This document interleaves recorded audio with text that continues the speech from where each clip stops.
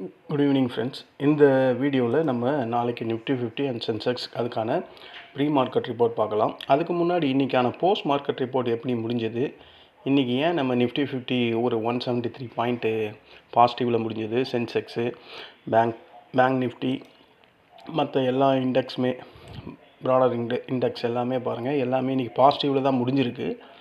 India VIX நேற்று ஒரு 21 புள்ளி சம்திங் பார்த்தோம், இன்றைக்கி 19.79 இருக்குது. ஏன் இன்றைக்கி மார்க்கெட் ஒரு ரேலி ஆச்சு அப்படின்னு முதல்ல பார்த்துடலாம். இன்றைக்கி குளோபல் மார்க்கெட் எல்லாம் பாசிட்டிவாக இருந்தது. நேற்றே நான் சொல்லியிருந்தேன், யூஎஸ் மார்க்கெட் அதிகப்படியாக அது மேலே ஓப்பன் ஆகிறதுக்கு தான் வாய்ப்பு, அதாவது பாசிட்டிவாக ஓப்பன் ஆகிறதுக்கு வாய்ப்பு அப்படின்ற மாதிரி நான் சொல்லியிருந்தேன். அது மாதிரியே தான் நடந்தது நேற்று. என்ன ஒன்றுனா, அந்த ரெசிஸ்டண்ட்டுக்கு மேலே அவன் இன்னமும் க்ளோஸ் ஆகலை. இந்த டவ் ஜோன்ஸு அது இன்னமும் பாருங்கள், இந்த ரெசிஸ்டண்ட்டு கீழே தான் க்ளோஸ் ஆகிருக்கு. அதே மாதிரி நாஸ்டாக் கம்போசிட் பார்த்தா அவன் அந்தளவுக்கு ஒன்றும் பெரிய ஏற்றம் இல்லை. ஒரு 268 பாயிண்ட்டு, இவன் ஒரு 387 பாயிண்ட்டு. எனக்கு என்ன தோணுதுன்னா, ஸ்டில் மார்க்கெட் இன்றைக்கி யூஎஸ் மார்க்கெட்டில் மறுபடியும் ஒரு டவுனில் முடியுமோ அப்படின்ற மாதிரி தோணுது. ஏன்னா ஒவ்வொரு ஏற்றமும் செல் ஆஃப் தான் ஆகுது. ஆஸ் பர் ப்ரைஸ் ஆக்ஷன் பிரகாரம் பார்த்தா எனக்கு தெரிஞ்சு இன்றைக்கி யூஎஸ் மார்க்கெட்டெல்லாம் ஒரு மைல்டாக நெகட்டிவில் க்ளோஸ் ஆகலாம் அப்படின்ற மாதிரி எனக்கு தோணுது. பார்ப்போம், நம்ம நினைக்கிறதெல்லாம் அப்படியே நடக்கணுன்ட்டுலாம் இல்லை, பட் எனக்கு தோன்றதை நான் சொல்கிறேன். நேற்று நான் சொன்னேன், மார்க்கெட் கண்டிப்பாக ஒரு பாசிட்டிவில் தான் க்ளோஸ் ஆகும்னு, க்ளோஸ் ஆகிருக்கு.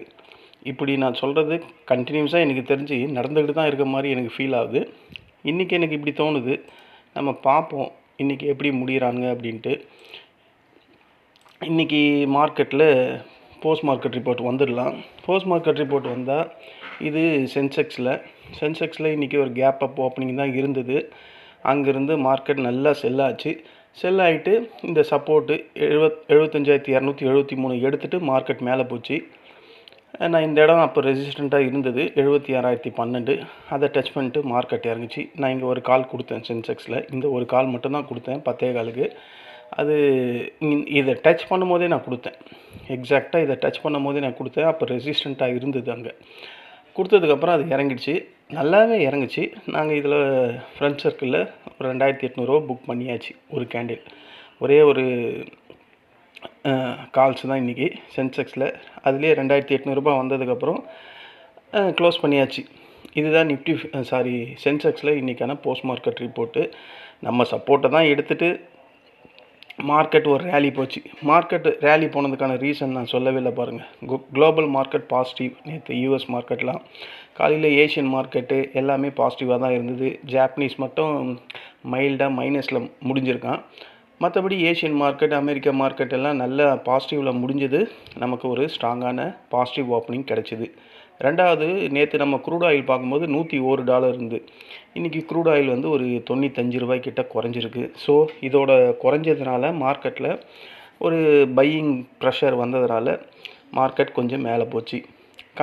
அந்த க்ரூட் ஆயில் குறைஞ்சாவே நமக்கு என்ன, எல்லா தரப்பட்ட கம்பெனி ப்ராஃபிட்டும் இம்ப்ரூவ் ஆகிறதுக்கான வாய்ப்பு இருக்குது. அதை மார்க்கெட் அப்போ பாசிட்டிவாக தான் எடுத்துக்கும்.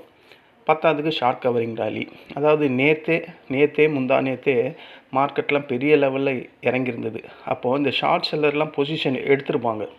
மார்க்கெட் திடீர்னு ஒரு கேப் அப்பில் ஓப்பன் ஆகிட்டு கேப் டவுன் வரும்போது மறுபடியும் மார்க்கெட் அங்கேருந்து மேலே ஏறும் போது அப்போ அந்த ஷார்ட் செல் பண்ணவங்கெல்லாம் கண்டிப்பாக மார்க்கெட்டில் எக்ஸிட் பண்ணி தான் ஆகணும்.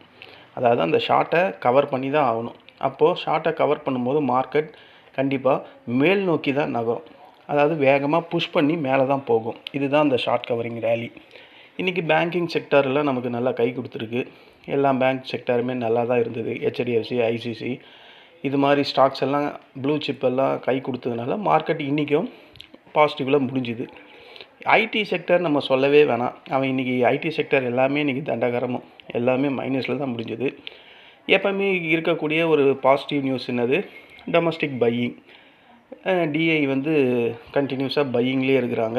அதனால் அது மார்க்கெட்டுக்கு ஒரு ஏற்றம் வரத்துக்கு, ஸ்டெபிளைஸ் பண்ணுறதுக்கு அவங்களோட இந்த ரெகுலர் பையிங் மார்க்கெட்டை மேலேயே நிற்க வைக்கிறதுக்கு ஒரு காரணியாக அமைஞ்சிருக்கு. ஸோ ஓவராலாக பார்த்தா global market positive, oil price down, short covering rally, bank stocks எல்லாம் நல்ல ரேலி.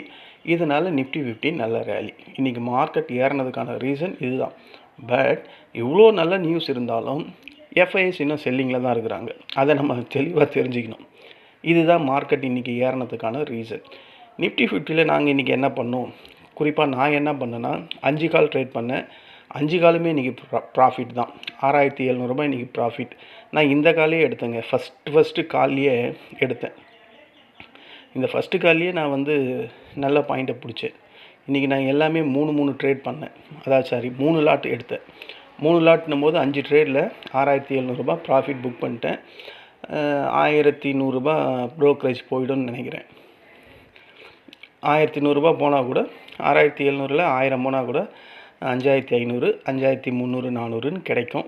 இன்றைக்கி நல்ல ப்ராஃபிட்டு. ஏன்னா மார்க்கெட் இன்றைக்கி எக்ஸாக்டாக சொல்லணும்னா 100% என்னுடைய மார்க்கெட் அப்படின்ற மாதிரி தான் நான் சொல்லணும். அப்படியே எனக்கு ஏற்ற மாதிரியே இருந்தது இன்றைக்கி மார்க்கெட்டில். இந்த ஃபஸ்ட்டு 9.15 கேண்டிலே நான் பிடிச்சிட்டேன் பாயிண்ட்டு. அதுக்கப்புறம் இந்த கேண்டிலில் பிடிச்சிட்டேன் 10.15. இது சென்செக்ஸ் நிஃப்டி 50ல் இந்த 9.15 கேண்டிலே ஃபஸ்ட்டு பிடிச்சிட்டேன். அப்புறம் இந்த கேண்டிலில் 10.15 பிடிச்சேன். அப்புறம் இந்த கேண்டிலில் பையிங்கில் பிடிச்சேன். ஏன்னா இது வந்து எனக்கு கண்டினியூஸாக வந்து ஒரு ஸ்ட்ராங்கான செல்லிங் வந்ததுக்கப்புறம் இந்த மாதிரி ஒரு கேண்டில் வந்ததுன்னா அது ரிவர்சல் ஆகிறதுக்கான வாய்ப்புகள் தான் அதிகம். இது டோஜி தான். பட் ஒரு பாட்டத்தில் இந்த மாதிரி ஸ்ட்ராங்காக வந்ததுன்னா நெக்ஸ்ட் கேண்டில் வந்து பாசிட்டிவாக இருக்கிறதுக்கு வாய்ப்புகள் அதிகம் கேண்டில் 6 பேட்டர்னில். அதனால் நான் இங்கே எடுத்தேன். அது ஃபஸ்ட் கிளாஸாக எனக்கு இங்கேயும் ப்ராஃபிட் கொடுத்தது. ஸோ இந்த மாதிரி 5 ட்ரேட் எடுத்ததில் 5மே நல்ல ப்ராஃபிட்டு. அதனால் இன்றைக்கி 5400, 700 கிட்ட ப்ராஃபிட்லேயே முடிஞ்சிச்சு. சந்தோஷமாக இருந்தது. இன்றைக்கி பொழுது செவ்வாய்க்கிழமை பொழுது நல்லபடியாக முடிஞ்சுது. நம்ம நிஃப்டி 50 எக்ஸ்பைரியும் முடிஞ்சுது. இதுதான் இன்றைக்கி நிஃப்டி 50ல் நடந்த போஸ்ட் மார்க்கெட் ரிப்போர்ட். இன்றைக்கி என் ஃப்ரெண்ட் சர்க்கிளில் எல்லாருமே ப்ராஃபிட் தான். நாங்கள் இன்றைக்கி ட்ரேடிங்கை 10:45 இல்லைனா 11 மணிக்கே க்ளோஸ் பண்ணிட்டோம். ஏன்னா அதுக்குள்ளே நாங்கள் எல்லோரும் ப்ராஃபிட் வந்துட்டோம்.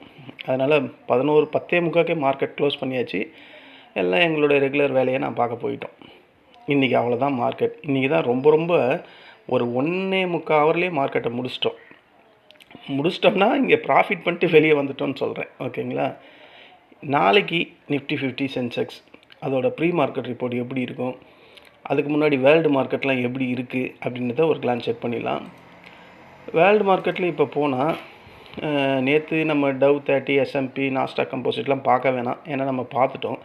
இன்றைக்கி ட்ரேட் ஆகி முடிஞ்சிருக்க FTSE 75 point plus, CSE 40 47 point plus, DAX இப்போ ட்ரேட் ஆகிட்டுருக்கு 40 பாயிண்ட்டு, CSE 40யும் ட்ரேட் ஆகிட்டு தான் இருக்குது. ஓகேங்களா? நிக்கி நான் ஆல்ரெடி சொன்னல, நிக்கி ஒரு மைல்டாக ஒரு மைனஸில் முடிஞ்சான்னு. Hang Seng 35 point plus, Shanghai composite 35 point minus.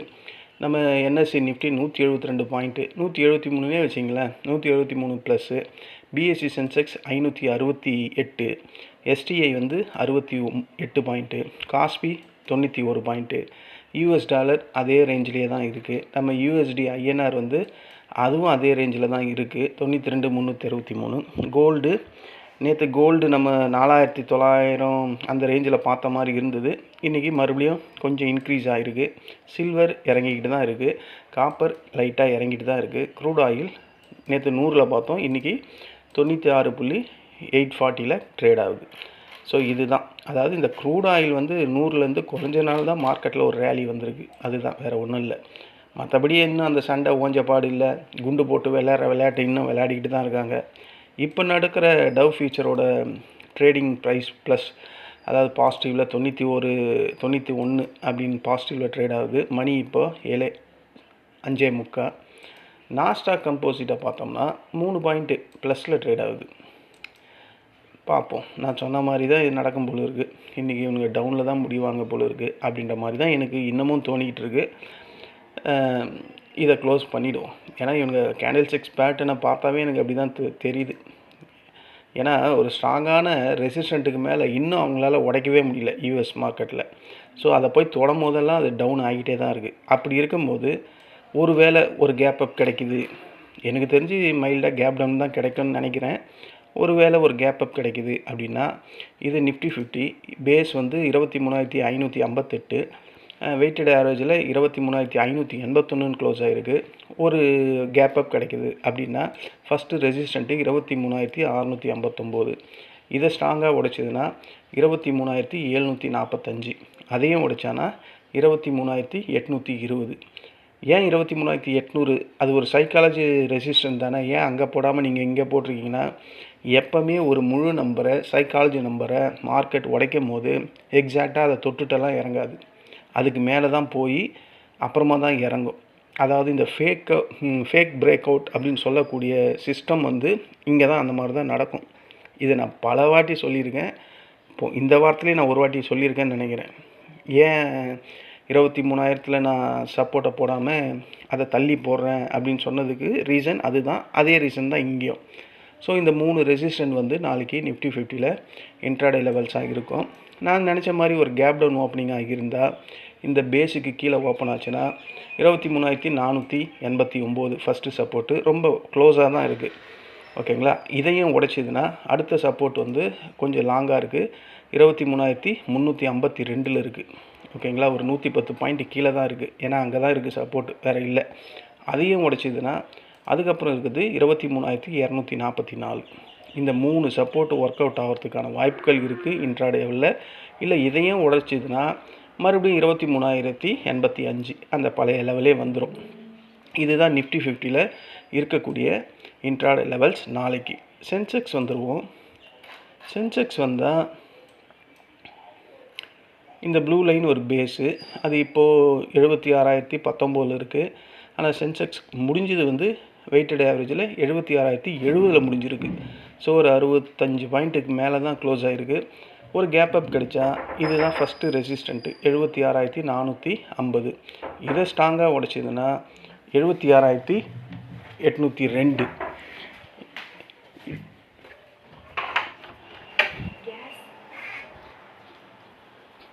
76,802. இந்த லெவல் நம்ம ஆல்ரெடி பார்த்துட்டோம்.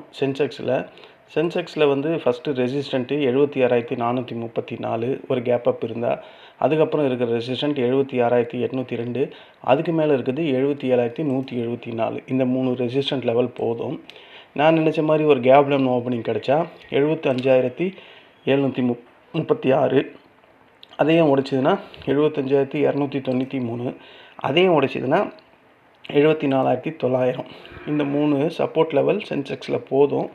நாளைக்கு சென்செக்ஸ், நாளைக்கு இல்லை, வியாழக்கிழமையில் வீக்லி எக்ஸ்பைரி சென்செக்ஸு. ஸோ வாய்ப்புகள் வந்து இந்த 4வது சப்போர்ட் வரையும் மார்க்கெட் வர்றதுக்கு வாய்ப்பு இருக்குது 74,416. ஏன்னா ஸ்டில் இன்னும் எஃப்ஐஎஸ் வந்து செல்லிங்கில் தான் இருக்கிறாங்க. ஓகேங்களா. அதனால் வாய்ப்புகள் வந்து செல்லிங் சைடில் மார்க்கெட் திரும்பவும் வர்றதுக்கு வாய்ப்பு இருக்குது அப்படின்ற மாதிரி இருக்குது. பட் கேண்டில் ஸ்டிக்ஸ் பேட்டர்னை பார்த்தா மார்க்கெட் ஃபர்தராக இன்னும் கொஞ்சம் மேலே போகும் அப்படின்ற மாதிரி தான் எனக்கு தோணுது. மார்க்கெட்டில் ஒரு டவுன் வந்தால் கூட மார்க்கெட் ஃபர்தராக மேலே ஏறும் அப்படின்ற மாதிரி தான் எனக்கு தோணுது ஃப்ரெண்ட்ஸ். ஏன்னா மார்க்கெட்டில் அப்படி தான் இருக்குது கேண்டில் ஸ்டிக்ஸ் பேட்டர்னை பார்த்தா. சரி, இதுதான் நாளைக்கான நிஃப்டி 50 அண்ட் சென்செக்ஸ் இதுக்கான ப்ரீ மார்க்கெட் ரிப்போர்ட். ஓகேங்களா. இந்த ஒரு டிஸ்க்ளைமர், இங்கே நான் கோடிட்டு காட்டியிருக்க இந்த லைன்ஸ் எல்லாமே வந்து ஒரு க்ரீன் லைன் வந்தால் ஒரு காலை வாங்கிறதுக்கோ, ஒரு ரெட் லைன் போனால் ஒரு புட்டை வாங்கிறதுக்கோ ரெக்கமெண்டேஷன் லைன்ஸ்லாம் கிடையாது. இது ஜஸ்ட் ஒரு எஜுகேஷன் பர்பஸ்க்காக மார்க்கெட் இந்த இடம்லாம் போனால் திரும்புறதுக்கான வாய்ப்புகள் தான் இருக்குதுன்னு சொல்கிறேன். இதை பேஸ் பண்ணி நீங்கள் எந்த ஒரு ட்ரேடை எடுத்துடாதீங்க. எடுத்தால் முழுக்க லாஸ் தான் வர்றதுக்கான வாய்ப்புகள் அதிகம். ஓகேங்களா. இதுதான் நான் ஒரு டிஸ்க்ளைமர் சொல்ல வேண்டியது. நாளைக்கு நம்ம இன்ட்ராடே டைமில் சந்திக்கலாம். நன்றி, வணக்கம்.